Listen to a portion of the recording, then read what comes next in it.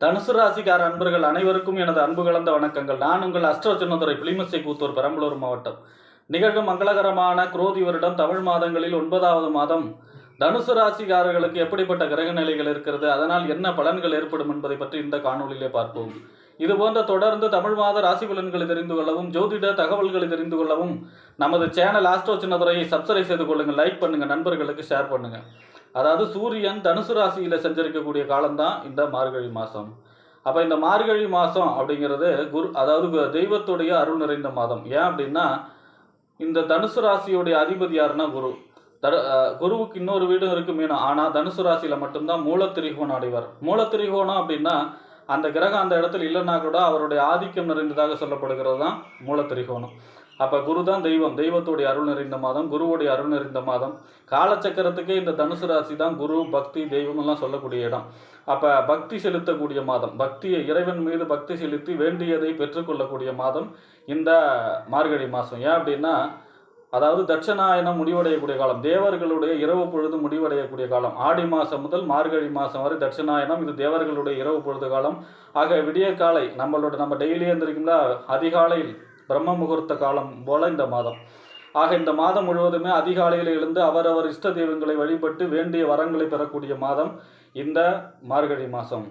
இந்த மார்கழி மாதத்திலே வீடு சம்பந்தமான எந்த வேலையும் செய்யக்கூடாது. அதாவது வீடு கட்டுறதோ, கிரக பிரவேசமோ, கிரக ஆரம்பமோ, வாசல் கால் வைக்கிறதோ, இந்த மாதிரியான வீடு சம்பந்தமான எந்த வேலையும் செய்யக்கூடாது. இந்த மார்கழி மாதம் 15ஆம் தேதி ஆஞ்சநேயர் ஜெயந்தி, அன்றைய தினம் ஆஞ்சநேயரை வழிபாடு செய்வது சிறப்பு. அதே போல் பார்த்திங்கன்னா இந்த மாதம், அதாவது மார்கழி மாதம் 26ஆம் தேதி சர்வ வைகுண்ட ஏகாதசி. அப்படின்னா வைகுண்ட ஏகாதசி அன்றைய தினம் பெருமாள் கோயிலிலே பரமபத வாசலை கடந்து வாழ்க்கையை சொர்க்கமாக்கக்கூடிய காலம். அதாவது நம்ம செய்த பாவங்கள் எல்லாம் விலகி நம்ம அதாவது இம்மையிலும் மறுமையிலும் ஒரு சொர்க்கம் நல்ல வாழ்க்கையை வாழக்கூடிய அமைப்பு கொடுக்கக்கூடியது அந்த பரமபத வாசலை கடப்பது. ஆக அன்றைய தினம் பெருமாள் கோயிலில் பரமபத வாசலை கடப்பதற்கு சிறப்பான நாள், பெருமாள் வழிபாடு செய்வதற்கு சிறப்பான நாள். அடுத்ததாக இந்த மாதம் 29ஆம் தேதி ஆருத்ரா தரிசனம், அதாவது நடராஜர் சிவபெருமானை வழிபாடு செய்வதற்கு சிறப்பான நாளாகும் ஆருத்ரா தரிசனம் இந்த மாதம் 29ஆம் தேதி. ஆக இப்படிப்பட்ட சிறப்பு வாய்ந்த இந்த மார்கழி மாதத்திலே தனுசு ராசிக்காரர்களுக்கு உங்கள் ராசிக்கு 5ஆம் இடம் என்று சொல்லக்கூடிய 5ஆம் இடத்திற்கும் 12ஆம் இடம் என்று சொல்லக்கூடிய 12க்கும் உடைய கிரகம் செவ்வாய் உங்கள் ராசிக்கு 8ல் மறைகிறார். 5ஆம் இடங்கிறது என்ன? புத்திரஸ்தானம், புத்தி ஸ்தானம், சிந்தனை, செயல்திறன் ஸ்தானம், பதவி, விளையாட்டு ஸ்தானம் 5ஆம் இடம், பூர்வீக ஸ்தானம் 5ஆம் இடம். அதே மாதிரி 12ஆம் இடம் என்பது அயன சயன போகஸ்தானம், விரயஸ்தானம். அப்போ இந்த 8க்கும் 5க்கும் 12க்கும் உடையவர் 8ல் மறைகிறார். 8ஆம் இடத்துல மறைஞ்சு நீச்சமாகிறார், நீச்சமாகி வக்கரமாகிறார். அப்படின்னா என்ன அர்த்தம்? ஒரு கிரகம் உச்சமாகி வக்கரமானா நீச்ச பலனை செய்யும், நீச்சமாகி வக்கரமானா உச்ச பலனை செய்யும். அப்போ செவ்வாய் உங்கள் ராசிக்கு 8ஆம் இடத்துல வலுவான நிலையிலே தான் இருப்பார். நீச்சமானாலும் வக்கரமாகி ஒரு வலுவான நிலையில தான் இருக்கார்.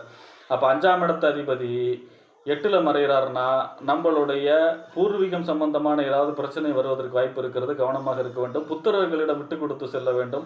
உங்களுக்கு பதவியோ ஒரு பொறுப்போ இருக்குன்னா அந்த பொறுப்பையோ பதவியோ காப்பாற்றுறதுக்காக போராடக்கூடிய அமைப்பு இருக்கிறது. ஏன்னா அது சம்பந்தமான பிரச்சனை வரக்கூடிய அமைப்பு இருக்கிறது. அதே மாதிரி வண்டி வாகனங்களில் ரொம்ப ரொம்ப கவனமாக இருக்கணும்.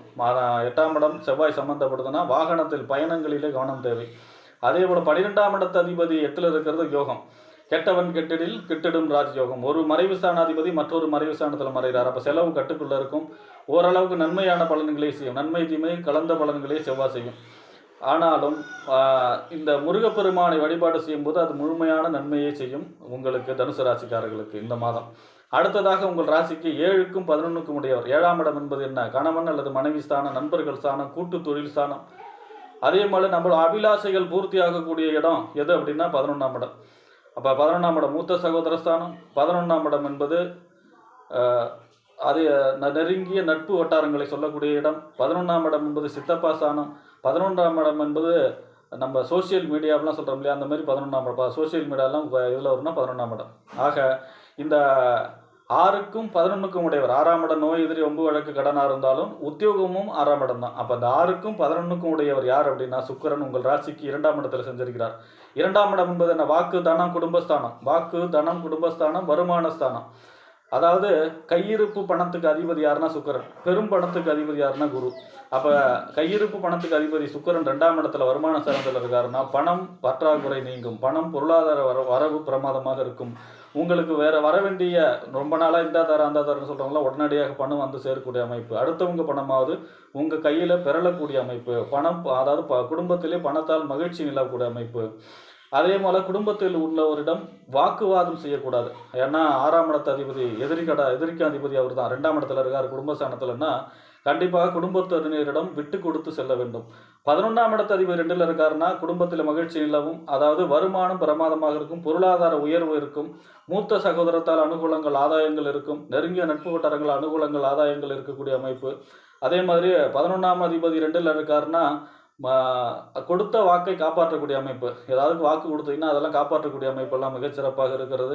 அதே மாதிரி பார்த்தீங்கன்னா உங்களுடைய பணப்பிரச்சனை தீரக்கூடியது அமைப்பாக இருக்கும். எத்தனாம் தேதி வரைக்கும் 2ல் இருக்கார் வருமான ஸ்தானத்தில் வாக்கு ஸ்தானத்தில் அப்படின்னா 13ஆம் தேதி வரை இருக்கார். 13ஆம் தேதிக்கு பிறகு உங்கள் ராசிக்கு 3ஆம் இடம் இளைய சகோதர ஸ்தானம், வெற்றி ஸ்தானம், ஒப்பந்தம், கையெழுத்து, தைரிய ஸ்தானம், வீரிய ஸ்தானம் என்று சொல்லக்கூடிய 3ஆம் அதிபதி சனியோடு சேர்ந்து சஞ்சரிக்க போகிறார். பொதுவாக 6ஆம் இடத்து அதிபதி 3ல் செஞ்சிருக்கிறார்னா 3ஆம் இடங்கிறது என்னன்னா நம்ம ஃபர்ஸ்ட் எடுக்கக்கூடிய முயற்சி. அப்போ எடுத்த முயற்சி அனைத்தும் வெற்றி, அதான் அதோடைய பொருள். அப்போ நம்ம எடுக்கக்கூடிய முயற்சி அனைத்தும் வெற்றி தரக்கூடிய அமைப்பு, புதிய ஒப்பந்தம் கையெழுத்தெல்லாம் வரக்கூடிய அமைப்பு, நல்ல செய்தி வந்து சேரக்கூடிய அமைப்பு. 11ஆம் இடத்து அதிபதி 3ல் இருக்கார் அப்படின்னா சகோதர வழி அனுகூலங்கள் ஆதாயங்கள், புதிய ஒப்பந்தம், அரசு சம்பந்தமான புதிய ஒப்பந்தங்கள் அனுகூலங்கள் ஆதாயங்கள், இது எல்லாம் நினைத்த காரியம் நினைத்தபடியே நடக்கக்கூடிய அமைப்பு மிகச்சிறப்பாக இருக்கிறது. சுக்கிரன் உங்களுக்கு அனுகூலமாக இருக்கிறார். அடுத்ததாக உங்கள் ராசிக்கு 7ஆம் இடம் கணவன் அல்லது மனைவி ஸ்தானம், நண்பர்கள் ஸ்தானம், கூட்டு தொழில் ஸ்தானம், சமூகம், வாடிக்கையாளர்களை சொல்லக்கூடிய இடம். இந்த 7ஆம் இடத்திற்கும் 10ஆம் இடம் என்று சொல்லக்கூடிய தொழில், புகழ், அந்தஸ்து, கௌரவம், இந்த 7க்கும் 10க்கும் உடையவர் யார் அப்படின்னா புதன். புதன் உங்கள் ராசிக்கு 12ஆம் இடம், அதாவது விரயஸ்தானம், அயன சயன போகஸ்தானத்தில் சஞ்சரிக்கிறார் 20ஆம் தேதி வரை. அப்போ மனைவி வழி சில விரயங்களை சந்திக்கக்கூடிய அமைப்பு, நண்பர்களால் சில விரயங்களை சந்திக்கக்கூடிய அமைப்பு, கூட்டு தொழிலே விரயங்களை சந்திக்கக்கூடிய அமைப்பு, தொழிலிலே விரயங்கள் சந்திக்கக்கூடிய அமைப்பு, தன்னுடைய புகழ் அந்தஸ்துக்காக நிறைய செலவு செய்யக்கூடிய அமைப்பு, தான் யாருன்னு காட்டுறது மாதிரி அதுக்காக கொஞ்சம் செலவு செய்யக்கூடிய அமைப்பு. அதே மாதிரி பார்த்திங்கன்னா வாடிக்கையாளர்கள் யாராவது பணம் கேட்டாங்கன்னா அவங்களுக்கு கொடுக்கக்கூடிய அமைப்பு. 10ஆம் இடங்கிறது என்ன, புகழ் அந்தஸ்து கௌரவம், தொழில் ஸ்தானம், தொழிலுக்காக கொஞ்சம் சுப செலவு செய்யக்கூடிய அமைப்பு இதெல்லாம் இருக்கிறது, கொஞ்சம் விரயம் இருக்கிறது. எத்தனாம் தேதி வரைக்கும்னா 20ஆம் தேதி வரை. 20ஆம் தேதிக்கு பிறகு உங்கள் ராசியிலே சஞ்சரிக்க போகிறார். 7ஆம் இடத்து அதிபதி ராசியில் சஞ்சரிக்கிறார் அப்படின்னா திருமணம் சம்பந்தமான முயற்சிகள் கைகூடும், கணவன் அல்லது வாழ்க்கை துணை வழி அனுகூலங்கள், நண்பர்கள் வழி அனுகூலங்கள் ஆதாயங்கள் பெறக்கூடிய அமைப்பு, தொழிலிலே வாடிக்கையாளர்கள் பெருகக்கூடிய அமைப்பு, தொழிலிலே வளர்ச்சி பெறக்கூடிய அமைப்பு, இந்த சமூகத்திலே நிறைய நண்பர்களுடைய அறிமுகம் கிடைக்கக்கூடிய அமைப்பு, தனக்கு புகழ் அந்தஸ்து கௌரவம் எல்லாம் உயரக்கூடிய அமைப்பு, இதெல்லாமே 20ஆம் தேதிக்கு பிறகு புதன் உங்களுக்கு மிக மிக அனுகூலமாக இருக்கிறார். அடுத்ததாக உங்கள் ராசிக்கு 9ஆம் இடத்து அதிபதி தந்தை ஸ்தானம், பாக்கியஸ்தானம், உயர்கல்வி ஸ்தானம், 9ஆம் இடம். 9ஆம் இடம் என்பது தொலைதூர பயணத்தை சொல்லக்கூடிய இடம். இந்த 9ஆம் இடத்து அதிபதி சூரியன் உங்கள் ராசியிலே செஞ்சிருக்கிறார். பாக்கியவான் அப்படின்னு சொல்லுவாங்க இல்லையா, அவருக்கு என்னப்பா அவர் பாக்கியவான், இப்போ ஏதோ புண்ணியம் செஞ்சிருக்காரு, அந்த மாதிரியான யோகத்தை செய்யக்கூடிய அமைப்பு. அதாவது 9ஆம் அதிபதி சூரியன் ராசியில் இருக்கார் அப்படின்னா அதிர்ஷ்டம் கைகூடும், அதாவது எதிர்பாராத தனவரவு, அதிர்ஷ்டம் நினைச்சு பார்க்க முடியாத அளவுக்கு அதிர்ஷ்டம் சொல்லக்கூடிய அமைப்பு. அதேமாதிரி ஆனாலும் சூரியன் உஷ்ண கிரகம் இல்லையா, அப்போ நெருப்பு கிரகம், உஷ்ண சம்பந்தப்பட்ட நோய்களை கொடுக்கும், தீராத தலைவலி, கண் சம்பந்தமான பிரச்சனை, தைராய்டு, முதுகெலும்பு பாதிக்கிறது, காய்ச்சல் வர்றது, இந்த மாதிரியான உடல் உபாதைகளையும் கொடுக்கும். அப்போ ஆரோக்கியத்திலையும் அக்கறை செலுத்த வேண்டும். தொலைதூர பயணங்கள் அனுகூலங்கள் கிடைக்கக்கூடிய அமைப்பு, பாஸ்போர்ட், வெளிநாடு விசா, இந்த மாதிரியான முயற்சி செய்பவர்களுக்கு உடனடியாக அதெல்லாம் கிடைக்கக்கூடிய அமைப்பு. அதே மாதிரி பார்த்திங்கன்னா தந்தை வழி அனுகூலங்கள் ஆதாயங்கள் எல்லாம் பெறக்கூடிய அமைப்பு, உங்களுடைய கல்வி உயர்வு, கற்ற கல்விக்கு ஏற்ற வேலை கிடைக்கக்கூடிய அமைப்பு, இது எல்லாமே இந்த மாதம் உங்களுக்கு தனுசு ராசிக்காரர்களுக்கு மிகச்சிறப்பாக இருக்கிறது. ஆக இந்த மாதம் புதன் மட்டும் 20ஆம் தேதி வரை விரயஸ்தானத்தில் இருக்கார். கொஞ்சம் அதுவும் சுப விரயத்தை ஏற்படுத்துவார். மற்றபடி இருக்கக்கூடிய கிரகங்கள் அனைத்து நன்மையை செய்யும். செவ்வாய் 8ல் இருப்பதால் முருகப்பெருமானை வழிபாடு செய்யும் பொழுது இந்த மாதம் தனுசு ராசிக்காரர்களுக்கு யோககரமான மாதமாக அமையும் என்று கூறி விடைபெறுகிறேன். நன்றி, வணக்கம்.